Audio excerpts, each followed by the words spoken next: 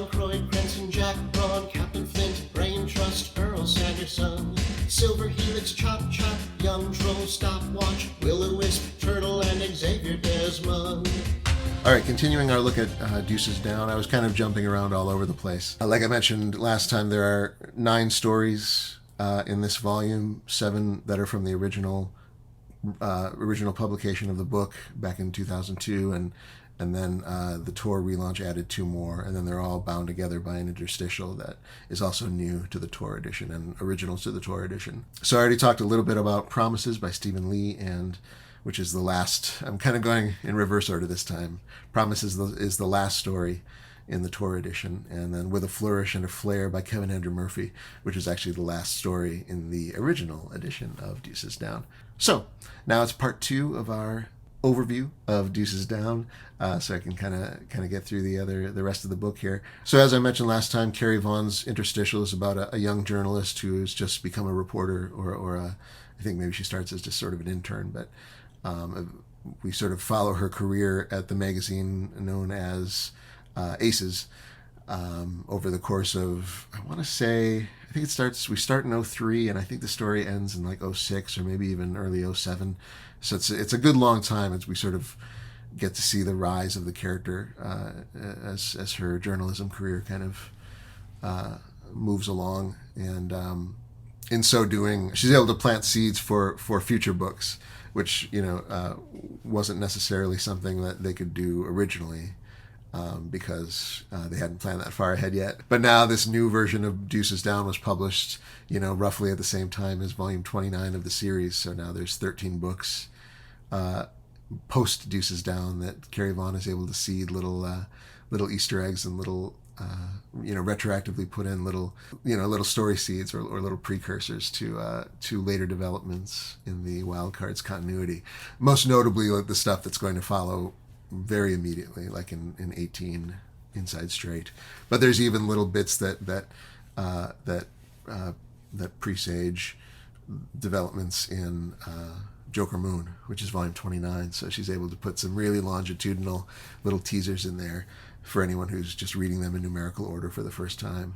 So it's pretty clever, pretty neat the way it's done, and then the story itself is really more of a not too heavily plot driven, really more character driven, just kind of a character arc for this young character as she deals with some of the personal dramas in her life with her family and her boyfriend. Her boyfriend is another deuce, and also her career as a writer for Aces magazine. So very enjoyable, and just a kind of a cool way to link all the stories together. So then the other 7 stories, having already looked at Promises and With a Flourish and a Flare, there is also I'll go through the other 5 original stories first. There's one by Michael Cassett called Storming Space, about a alternate history of space travel, which is something that Michael Cassett had kind of explored before in his story in Card Sharks, volume 13. He did a story called A Method for Reaching Extreme Altitudes, which kind of both that story and this one, they kind of are linked. They're sort of part of the same kind of little cosmos of characters that Michael Cassett has created for the series, and kind of both stories kind of posit this kind of alternate history of space travel in the Wildcards timeline. The sequence of events, if you look at the history of just manned flights to the moon or beyond Earth's atmosphere, the sequence of events in real life versus the sequence of events in Wildcards history are a little different, thanks to Michael Cassett's stories. So this one is about this sort of clandestine attempt by a millionaire or billionaire character to create a ship basically that can fly to the moon. Obviously in our real world history that was all the purview of the government, but the idea that a private citizen could just I guess these days, it's an idea whose time has come. Joker Moon is kind of about that as well. I think in one of my, it might be one of the Tor articles that I didn't get published. I don't remember if this is something that actually was in one of my Tor articles or not. I wrote one that didn't get in. I'm kind of digressing a bit, but Joker Moon is about basically about a millionaire who decides to colonize the moon, and the day that literally like the day Joker Moon was published was the same day that as all the articles about Elon Musk going to the moon. It was really timely. It was kind of amazing. But Deuces Down, is 20 years old, so it's ahead of its time in that way, I guess. At this point, it's sort of like a little trilogy of stories. You've got A Method of Reaching Extreme Altitudes by Michael Cassett in Volume 13, and then Storming Space here in Volume 16, Deuces Down.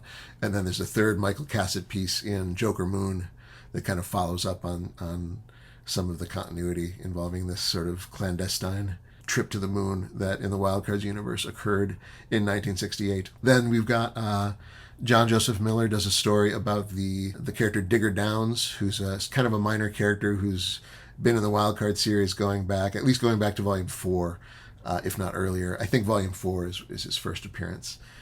Digger Downs, his real name is Thomas Downs, and he's a reporter who is an ace himself with the ability to, and arguably his power is a deuce. I think that's why he's a character in one of these stories. Although you could argue it's an ace. It's depending on how you use it, it could be a formidable power. Essentially, he can detect a wild card.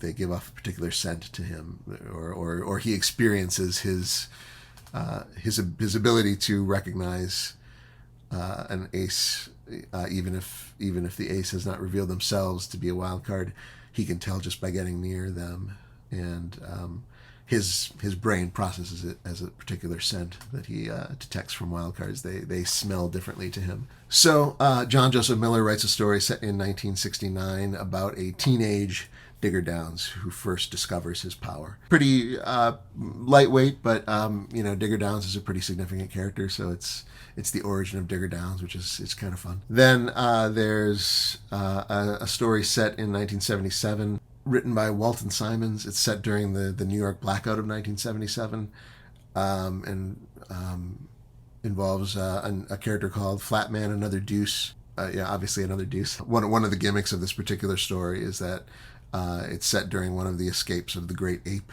So Simon, if you're watching, I know you're a fan of the Great Ape. He's in this one.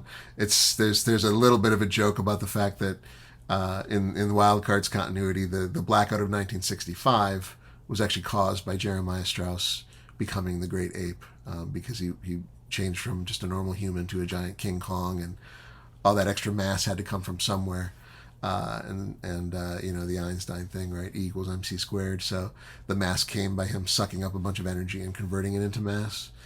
And when he sucked up all that energy, the city of New York blacked out in 1965. He did not cause the 1977 blackout, I don't think.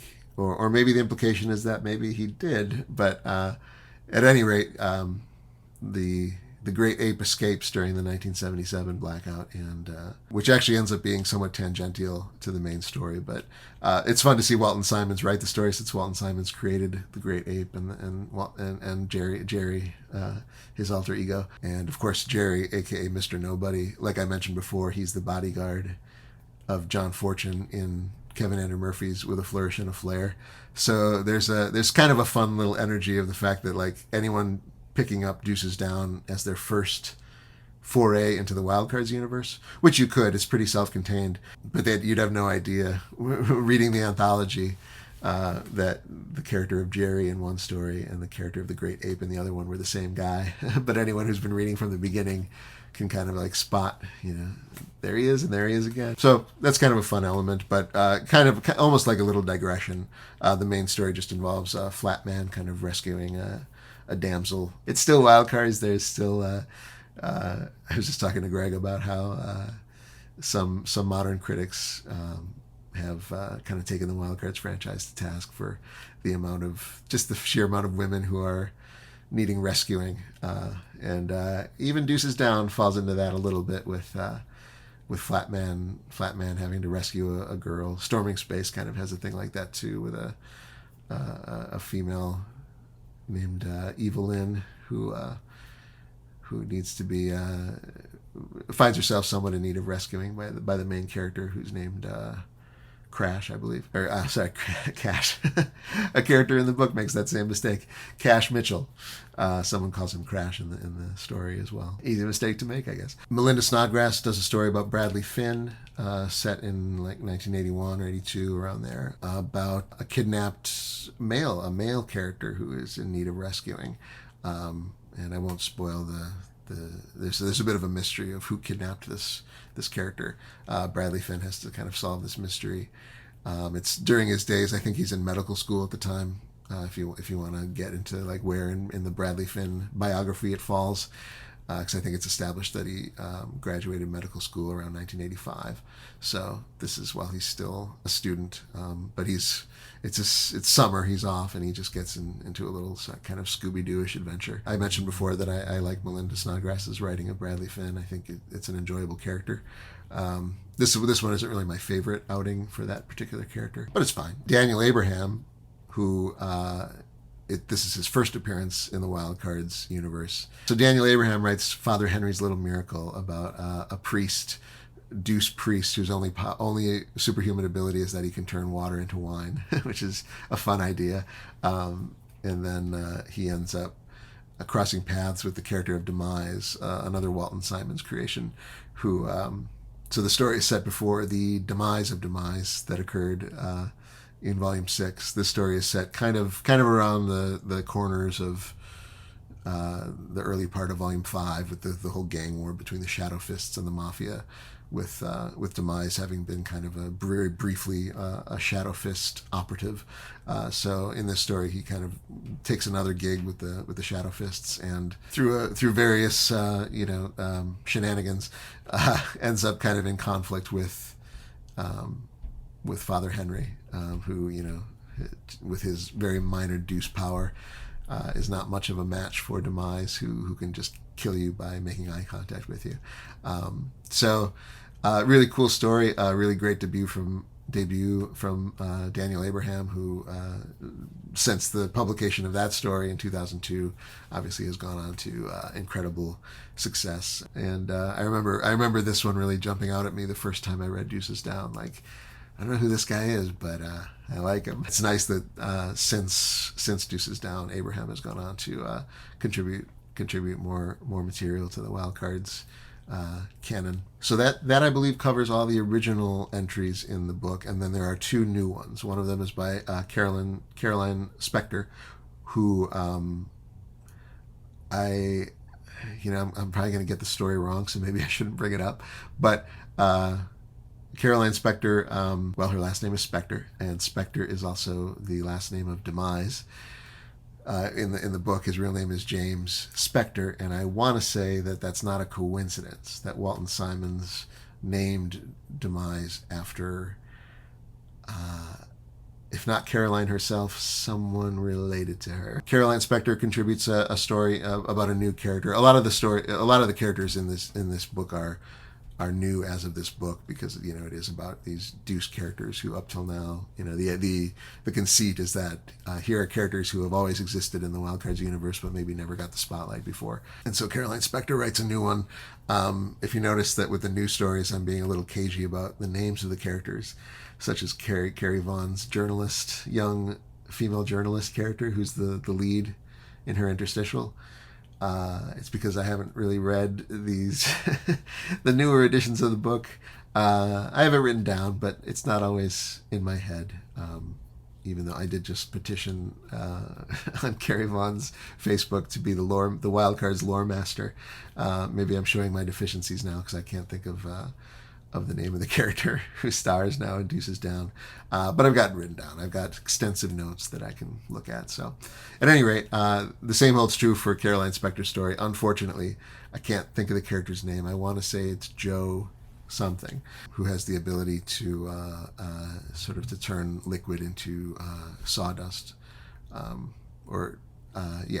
Means that he's able to be a very effective janitor at a casino where he can turn blood into sawdust and sweep it up, or vomit into sawdust and sweep it up. I believe that's it. Again, we're getting into material where instead of having read it 5 or 6 times, I've only read it once. So forgive me, but it's a cool one, and one interesting element of it is that it features a character as its main villain. It takes this kind of side character who is, I guess he was a villain in that one. It's a side character from Storming Space by Michael Cassett in the same book, who was kind of this one-off kind of mobster character that we don't see much of, and he becomes like the big bad of Caroline Spector's story, which is kind of nice. And we also get to see sort of his how that character's sort of fate intertwines with that of her lead character Jo. And then I'm saving the best for last. My favorite story. I think it's safe to say that this is my favorite of the stories. The first time where I would actually say that my favorite story is one of the newly interpolated ones. Going through, looking in the past, there are definitely some great interpolated stories. There's Powers in the first book by David Levine, and the really good one by Carrie Vaughn in Volume 8. I want to say it's like a broken thread in a darkened room, unless that's the title of a different one. But I think that's the one from Volume 8. I love that one a lot. But never has an interpolated story actually been like my favorite, like better than one my original favorite from that book. But in this case, I think originally I really liked. Well, there are a couple stories that stood out to me originally, but I really love Marianne Mahanraj's. I can't think of the title of the new story, but it's by Marianne Mahanraj, and it involves this kind of and once again I probably won't I probably won't remember the actual names of the characters because I've only read it once. But I really like it. It's about these kind of working class deuces, this kind of team of kind of like a maintenance crew essentially, of all kind of lower class, or working class blue collar jokers and aces, just trying to get by as best they can, or jokers and deuces, I should say, not aces. Just either they have marginal powers or maybe even just they're mutants, but trying to make a living like everyone else, and they end up in this kind of tangled web of circumstance that involves a few different things that are all kind of twists and reveals. So I don't want to reveal too much, but the whole situation gets very, very complex in a very, very entertaining way. And I really like Marianne Mahanraj's writing. I guess this is the first time I've had a chance to talk about it because she didn't actually join the group until Fort Freak, which is Volume 21. But since she's retroactively a part of Volume 16, I get to talk about her now. So I'll sing her praises more in the future because I really love her writing a lot. And in this case, I think she particularly has a particularly wonderful entry in this new version of Deuces Down. Also sees the return of a minor character who goes back to Volume 3, which even that I don't really want to spoil. I find myself loath to spoil these new stories in Volume 16 because they're actually ones that even longtime fans may not have read. And I'm probably just thinking of my friend Greg, who I know for a fact has not yet read these new stories in Volume 16. So I'm being very cagey. I don't want to reveal too much about them. Yeah, I really like the Marianne one. It's definitely a favorite. So overall, I remember, I think I saw an online review of this one where they talked about how something to the effect of, if I want to read a book about superheroes, I want them to have really cool powers. I don't want to read about people whose power is just the ability to, suck the ink out of pieces of paper, something that can just be accomplished with, whiteout or a shredder. You just want to destroy documents, or someone who all they can do is turn liquid into sand, or, liquid into sawdust, or someone who all they can do is squirt ink from their fingers and write good calligraphy. And it's like, well, okay, but that is missing the point of this particular book, because the whole point of this book is just to get these more sort of, contained kind of less spectacle and just more kind of human, character studies and down to earth, where the powers are negligible and not really the point. That the point is the characters and the relationships and not the powers. And it is Volume 16 of a series where you have had 15 books, 15 volumes of spectacle and amazing powers. So one of those weird critiques where it's like, well, you're just criticizing the whole premise. I mean, you might as well just say, you know, at that point, it's just like, well, you chose the wrong book. If you didn't want to read a murder mystery, you shouldn't have picked up an Agatha Christie book, right? So at a certain point, it's like maybe that's the reader's fault. But I guess, yeah, fair warning for anyone maybe reading this or watching this video who is maybe stumbled across it and has not read any wild cards. That may be a stretch. Hey, I don't know. I don't know what people's viewing habits are. All I can tell you is, yeah, Volume 16, it's maybe not the book to start with for wild cards. If you're looking for amazing superhero, like big action set pieces, like Avengers Endgame in prose form, Deuces Down is not the book for you.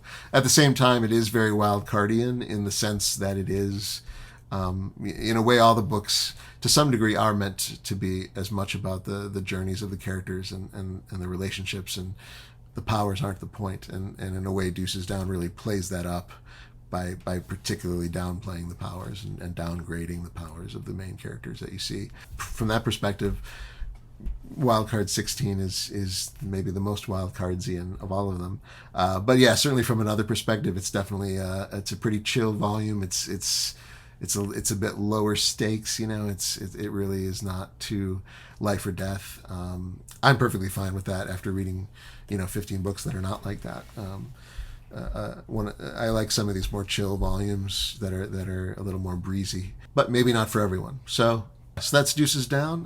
Thanks for watching. We already covered 17, so up next we get the first tour volume, volume 18, Inside Stray. So that's definitely a favorite, so looking forward to that. But until then, have a great week.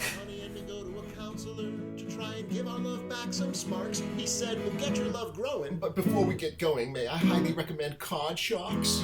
I like to go out dancing. My baby loves a bunch of authors. Lately we've had some friction, 'cause my baby's hooked on shared world fiction.